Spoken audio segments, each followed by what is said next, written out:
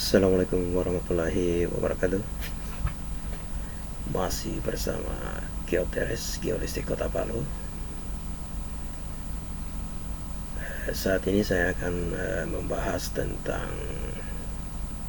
pengalaman dalam pengambilan data geolistrik. Ya, kita saling berbagi pengalaman lah, saling tukar pikiran di channel ini, channel Geoteres Kota Palu, Geoteres atau Geolistik Kota Palu. Ya, dalam pengalaman kami selama pengambilan data geolistik, di setiap lokasi itu berbeda-beda, terutama jika kita mengambil data di suatu daerah pegunungan, daerah-daerah yang dekat gunung. Kita harus mengetahui vegetasinya bagaimana, kontur-kontur topografinya bagaimana, karena berbeda pengukuran di daerah yang rata, yang datar, dataran luas, dengan di daerah-daerah yang berbukit-bukit. Nah, itu kita harus betul-betul menguasai medan. Kalau kita mengukur di daerah yang datar, dataran luas, ya kita bisa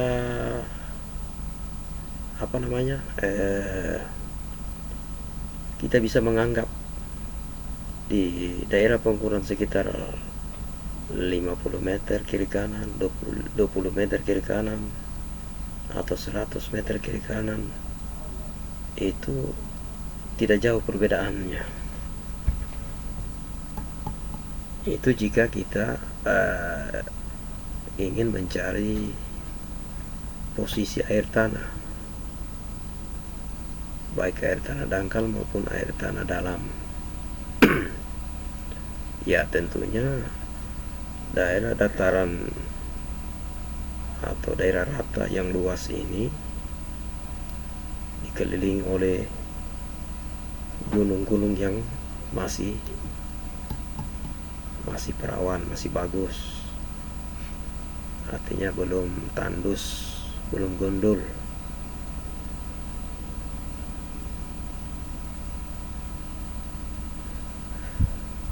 Kebanyakan dataran luas, daerah ratahan itu memiliki tampungan air yang cukup banyak.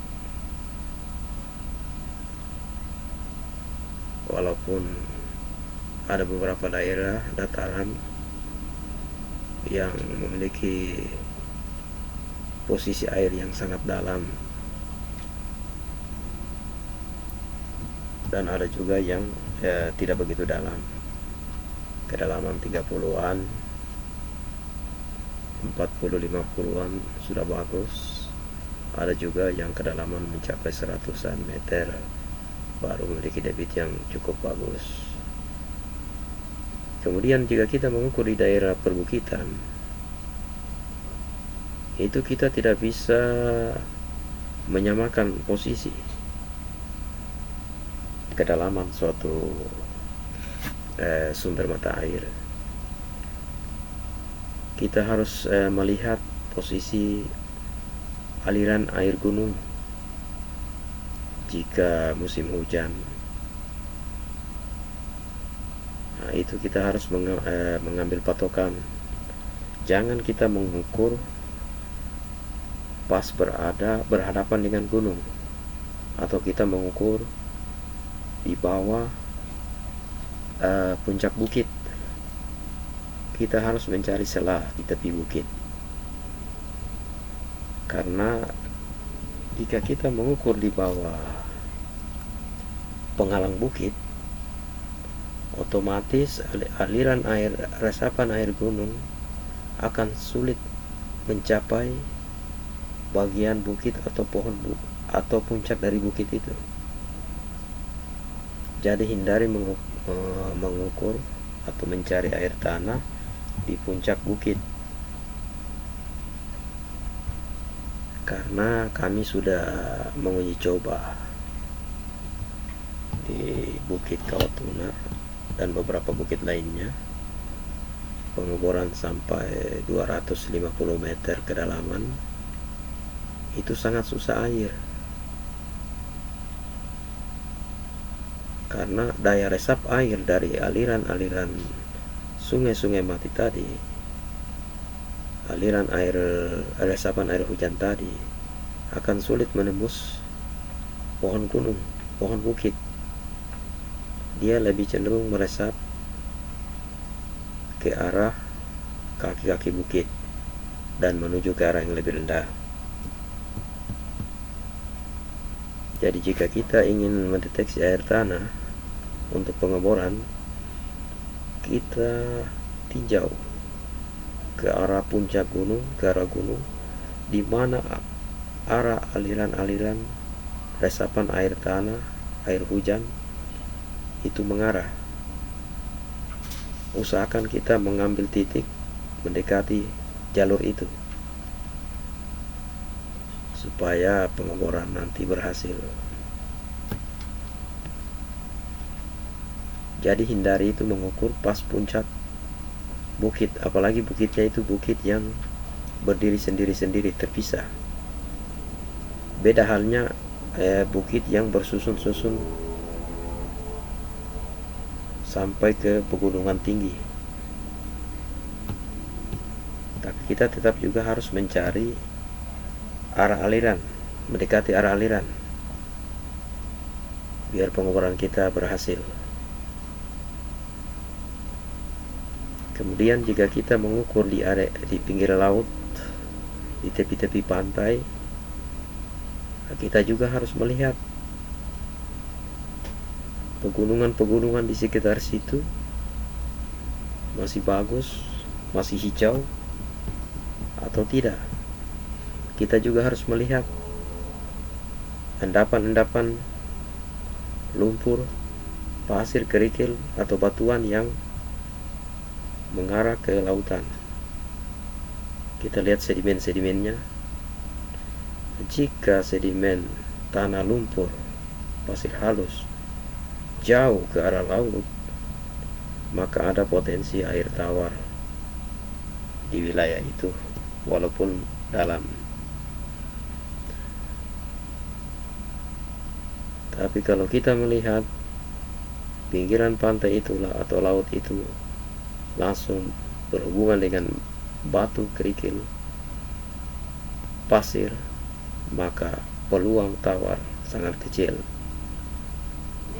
Namun jika gunung di sekitarnya cukup bagus, maka ada potensi air tawar di wilayah itu.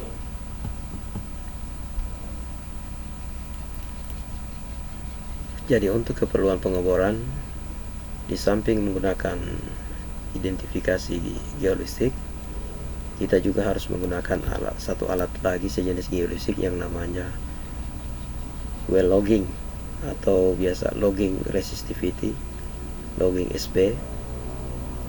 Nah, kedua logging ini yang biasa digunakan dalam deteksi air tanah. Ada juga beberapa jenis alat well logging seperti logging gamma, induksi, dan lainnya. Tapi yang sering kami gunakan dalam pengeboran air tanah, logging resistivity, karena dipandang sangat baik dalam penetrasi kedalamannya. Artinya untuk mengetahui air tawar atau air asin itu sangat cukup bagus, karena kami sudah sering uji coba dengan alat well logging dan hasilnya lumayan dibanding dengan yang tidak menggunakan alat ini.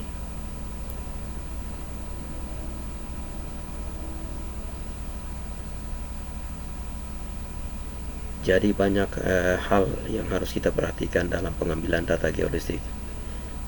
Tidak hanya mengambil data dan menyesuaikan dengan parameter yang ada, nilai parameter yang ada di teori, dasar teori itu sangat luas, sangat panjang range-nya.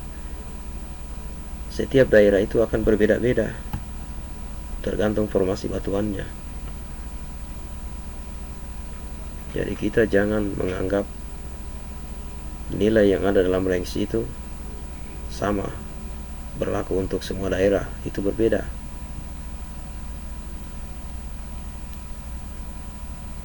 Ya terkadang juga kita harus mengambil sampel-sampel air dari sumur-sumur warga yang berada di sekitar lokasi untuk mengetahui daya hantar listriknya. Itu juga nilai DHL, daya hantar listrik, itu juga penting dalam penentuan faktor formasi batuan. Jadi itulah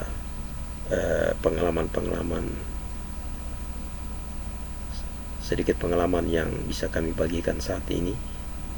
Mudah-mudahan teman-teman atau adik-adik senior-senior bisa berbagi pengalaman dengan kami. Salam Geoteres, Geolistik Kota Palu. Assalamualaikum warahmatullahi wabarakatuh.